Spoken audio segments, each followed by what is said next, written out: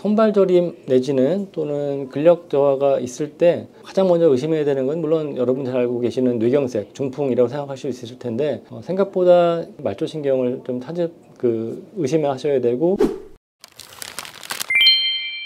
네, 안녕하십니까. 저는 강동 경희대병원 신경과 김상범이라고 합니다. 저는 주로 신경 근육질환, 말초신경병과 근육병, 그 다음에 각종 신경병 통증을 주로 보고 있고요. 특히 제가 신경 근육 초음파라는 검사도 같이 하고 있어서 여러 가지 신경병을 진단하고 치료하는데 환자분들께 도움이 되려고 하고 있습니다. 선생님, 말초신경병이라는 게 정확히 어떤 병인가요? 말초신경은 우리가 신경계를 얘기할 때 이제 중추신경계하고 말초신경계를 나누고 있습니다. 중추신경계는 뇌와 척수를 말하고요. 말초신경계는 이제 뇌신경하고 팔, 다리로 가는 척수신경 뿌리로부터 만들어지는 신경을 말초신경이라고 얘기하는데 그 외에 자율신경 같은 것도 말초신경계에 포함이 되긴 합니다. 말초신경에 문제가 있는 경우를 말초신경병이라고 얘기하고 있는데 말초신경에 병이 생기게 되면 운동 기능이라든지 또는 감각 기능 또는 자율신경에 문제가 발생할 수 있습니다.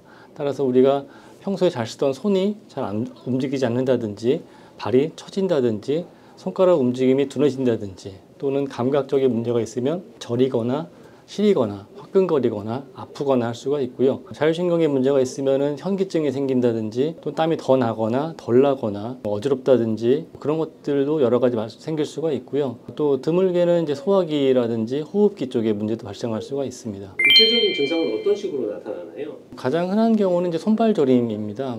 많은 분들이 손이 저리거나 발이 저릴 때 이게 혈액순환이 잘 안 돼서 혈관에 문제가 있나 보다 해서 혈액순환에 좋다는 약들을 찾거나 건강식품을 드시거나 하실 수가 있는데 혈액순환에 문제가 있어도 물론 손발 저림이 생길 수가 있습니다. 하지만 말초신경이 담당하는 기능이 우리 몸속의 그 운동 기능과 감각 기능을 담당하기 때문에 반드시 혈관 문제 이외에도 말초신경을 평가를 해봐야 됩니다. 그래서 혈관 문제뿐만 아니라 말초신경에 문제가 있은 경우에 제대로 된 감각, 우리가 뜨겁다, 차다, 아프다 하는 정상적인 감각 또는 외부로부터 인지된 감각을 척수를 통해서 뇌로 전달하는 기능에 문제가 생기면은 말초신경 자체가 변성이 되기 때문에 이상한 느낌들이 생길 수 있습니다. 따라서 이것이 혈관계의 문제인지 또는 신경계의 문제인지를 제대로 평가를 해야 할 필요가 있고 따라서 거기에 적절한 치료를 해야 됩니다. 원인은 무엇이 있을까요? 원인들은 아주 다양합니다.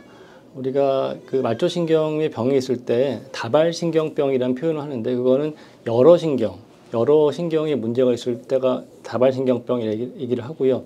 그 다음에 단일신경병, 하나나 두 개 정도의 신경병이 있을 수가 있습니다. 다발신경병의 가장 큰 원인은 당뇨병이고요. 비만하신 분들이 늘어나고 그 다음에 여러 가지 우리의 식생활 변화가 생기면서 대사증후군, 당뇨병, 고혈압, 고지질혈증들이 생기면서 우리 몸속에 대사기관에 문제가 생기는 경우가 제일 흔하지만 그 외에 비타민 결핍이라든지 또는 드물게 그 자가 면역 질환 그리고 감기나 장염 이외에 아주 드물게 생기는 염증성 다발신경병도 있고요. 그 외에도 원인 모르는 경우도 한 4분의 1 정도는 나올 수 있습니다. 그런 게 가장 흔한 다발신경병의 원인이고요. 또 하나 또 흔하게 볼 수 있는 거는 왼손이 저리거나 또는 오른발이 저리거나 또는 힘이 빠지거나 하는 경우는 단일신경병을 생각해 봐야 됩니다. 이런 경우는 퇴행성 변화로 우리가 손목 터널 증후군, 팔꿈치 터널 증후군, 그 다음에 발목 터널 증후군, 또 내지는 잠을 잘못 자고 났을 때 다 경험이 있으시겠지만 잠깐 팔이 좀 저릿저릿하고 얼얼하다가 좀 시간이 좀 풀리는,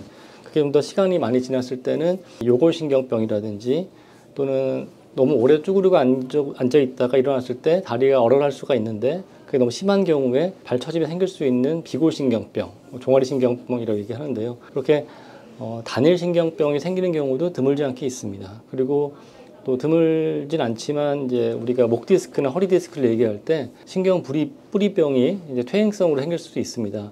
그래서 손발 저림이 있을 때 양쪽에 왼쪽 오른쪽에 대칭적인 다발신경병이냐 아니면은 그 개별 신경이 여러 개가 뭉쳐서 모이는 다발 단일신경병이냐 내지는 어떤 퇴행성 원인으로 생길 수 있는 단일신경병이냐 이런 것들을 와서 진찰을 받고 신경계 진찰을 통해서 진단을 해볼 수가 있겠습니다. 말초신경병은 특정 연령대에서 더 잘 생기나요? 딱히 연령을 가리지는 않지만 아무래도 연세가 드시면 노화가 되면은 혈관도 관절도 여러 가지 근골격계 문제인 것처럼 말초신경도 좀 노화가 되고 퇴행이 생길 수 있습니다. 또한 신경 주변에 그런 근골격계 쪽에 문제가 생겨도 신경을 압박하는 경우 또는 포착하는 경우가 있어서요. 아까 말씀드린 것처럼 단일신경병이나 다발 단일신경병이 생길 수가 있는데 그 외에도 여러 가지 비타민 결핍이라든지 또는 대사증후군, 당뇨병 같은 것들이 생기거나 또 잘못된 자세 뭐 그런 것들을 통해서 신경의 압박이나 포착할 수 있는 그런 변형이 생길 수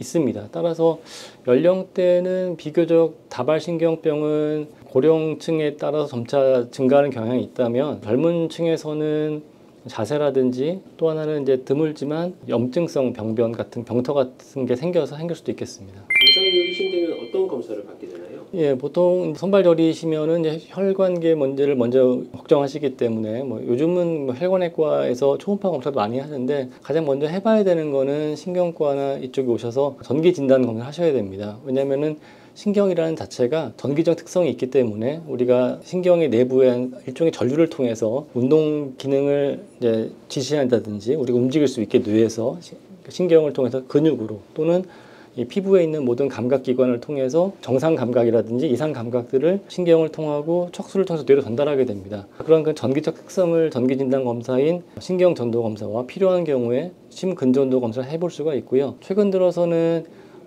신경 근육 초음파를 통해서 신경의 이상을 초음파로 직접 볼 수가 있습니다. 우리가 뇌에 문제가 있거나 척수에 문제가 있을 때 뇌파나 유발전이 검사를 하다가 그 다음에 MRI를 찍듯이 말초신경도 신경전도나 근전도 검사를 하고 그 이후에 초음파를 통해서 신경에 어떤 병자가 생겼는지 확인할 수가 있습니다. 그래서 신경계 진찰, 전기진단검사, 신경계 초음파 검사를 통해 신경에 병자가 있는 게 확인되었다면 그 다음에는 혈액검사라든지 또 필요한 경우는 뇌척수의 검사 같은 걸 통해서 어떤 원인 때문에 이 신경 근육계에 병이 생겼는지를 확진하고 거기에 대한 치료를 고려해 볼 수 있겠습니다. 치료는 어떻게 진행되나요?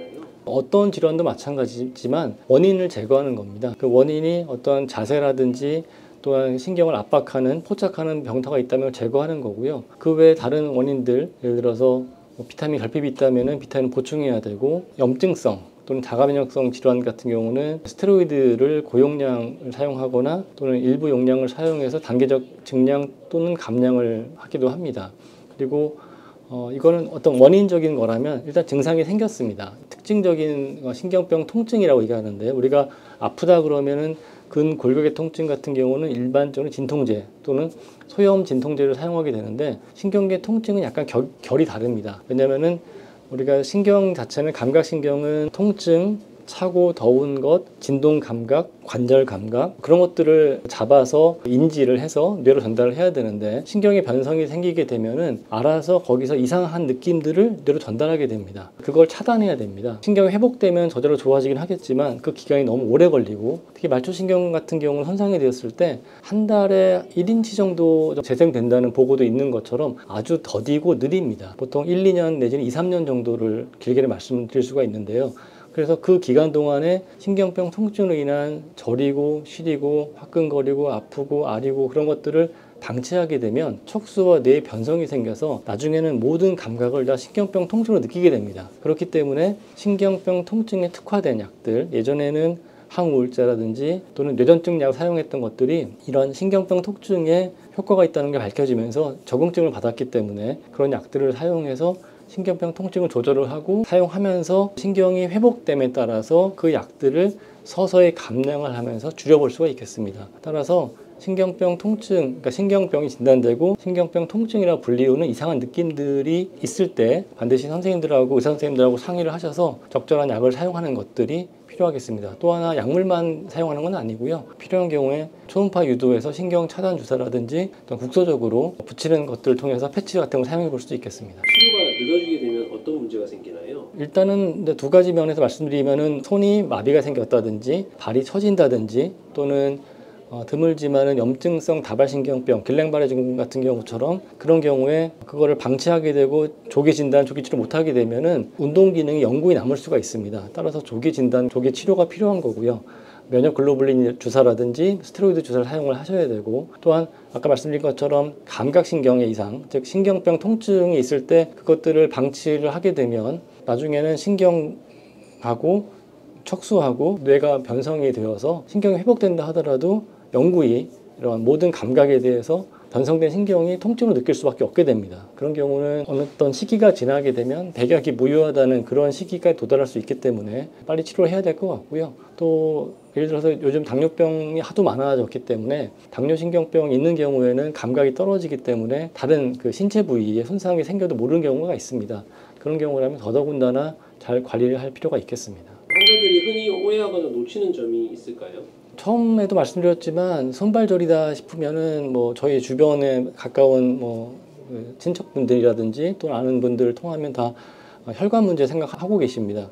물론 혈관 문제도 많이 요즘은 정맥 부전이라든지 또는 역류성 정맥 질환 때문에 많은 손발저림의 원인이 밝혀지기도 하고 또 거기에 대해서 치료하는 혈관 쪽 계통의 의원들이 많은 걸로 알고 있는데 문제는 혈관만 갖고는 설명이 안 됩니다. 따라서 신경계 병터를 반드시 확인을 해야 되고 어떻게 보면은 혈관은 혈관대로 신경은 신경대로 같이 정확한 진단을 받아보는 게 정확한 진단과 치료를 위한 중요한 시금석이 될 수 있겠습니다. 일상에서 실천할 수 있는 예방법 같은 게 있을까요? 예방법 같은 경우는 규칙적인 생활이 제일 중요하고요. 특히 비타민 결핍 같은 경우도 우리 몸속의 신경이 그 비타민 B군이 상당히 신경을 유지하고 관리하는 데 필요한 영양소이기 때문에 비타민 B군 섭취를 복합 비타민도 좋지만 B군 섭취를 게을리하시면 안 될 것 같고요. 그리고 바른 자세, 우리가 이 근골격계가 신경을 주로 보호하는 역할을 하고 있기 때문에 근골격계, 뼈라든지 그런 관절 부위가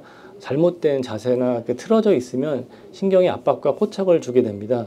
그런 경우라면 신경이 손상될 수 있기 때문에 바른 자세하고 적절한 운동도 필요할 것 같고요. 또한 건강한 신체가 있어야 아울러 그 신경도 같이 건강할 수가 있기 때문에 하셔야 되고 특히 요즘 같은 경우는 이제 고혈당 내지는 고지질혈증 같은 경우가 신경 손상을 가속화시킬 수 있기 때문에 대사질환에 대한 관리도 꼭 필요할 것 같습니다. 마지막으로 시청자분들께 꼭 전하고 싶은 말씀이 있으실까요? 손발저림 내지는 또는 근력 저하가 있을 때 가장 먼저 의심해야 되는 건 물론 여러분 잘 알고 계시는 뇌경색, 중풍이라고 생각하실 수 있을 텐데 생각보다 그 뇌경색은 주로 편마비 한쪽에 그 발음도 어두워지고 그 다음에 팔, 다리 마비가 생긴다면은 주로 손이나 발 양쪽이라든지 또는 왼손과 오른발이라든지 이런 식의 좀 차이를 두는 것들을 증상이 있을 때는 신경 또는 근육 쪽에 문제일 수 있기 때문에 뇌병터로 발생하는 뇌경색보다는 말초신경을 좀 의심하셔야 되고 신경과 선생님 진찰을 받아서 진단을 받으시는 게 좋을 것 같고요. 특히 요즘 들어서는 그 자율신경계 장애에 대해서 많이 걱정들이 많아지셔서 주로 현기증이라든지 어지럼증 또는 답답함 또는 땀이 더 나거나 덜 나거나 이런 것들이 있을 때 주변에 그런 것들을 많이 보신다는 의원들이 있지만 주로 가장 전문적인 신경과 선생님들을 직접 보시고 진찰을 받는 게 도움이 될 것 같습니다. 오늘 말씀 감사드립니다. 네, 감사합니다.